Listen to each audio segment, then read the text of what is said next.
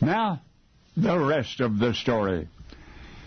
Americans deep in the Indian Ocean are twin specks in the vastness between Australia and Africa. The tiny Cocos Islands, the South Island's only 10 miles across at its widest point, but it is inhabited. The Cocos are British property, so the population is mostly British.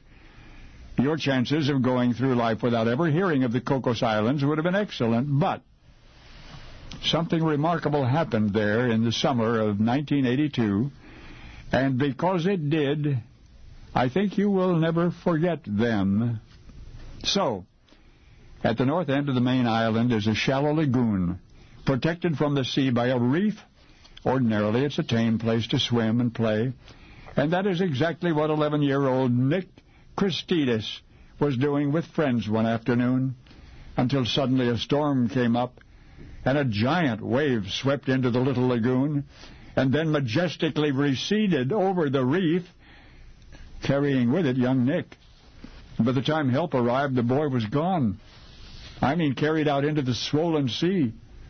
A nearby U.S. air base was notified, and of course a search was launched, and an hour passed, and 2 hours, and 3 hours, leaving Nick's stunned parents standing on the beach, their hopes of ever seeing their son again all but utterly gone.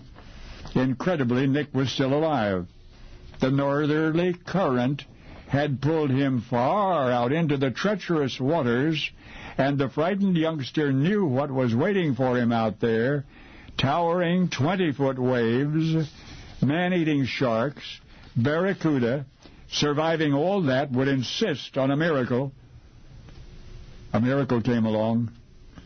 A friendly native. The natives are powerful swimmers, you see, and wise in the ways of the ocean.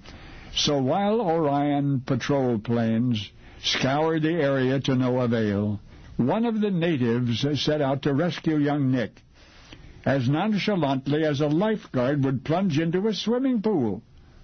But then the sharks began to swarm. Nick screamed.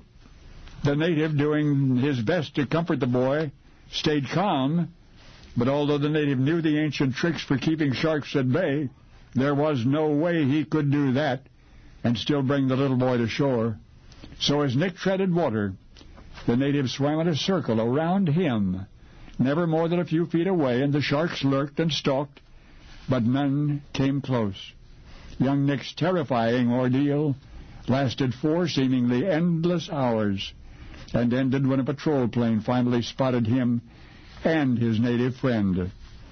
So Nick was returned, safe and sound, to his parents' arms, and though he wanted very much to thank his rescuer, the two have not seen each other since. It's likely they'll never see each other again. You see, the swimmer who swam in circles for hours, fending off remorseless man-eaters of the Indian Ocean, the friendly native to those waters, who rose from the depths out of compassion, dare we suppose, for a brother in distress. That native was not a man at all. It was a dolphin. A dolphin! Oh, yes, we watch them doing tricks, and we wonder how much they know or care.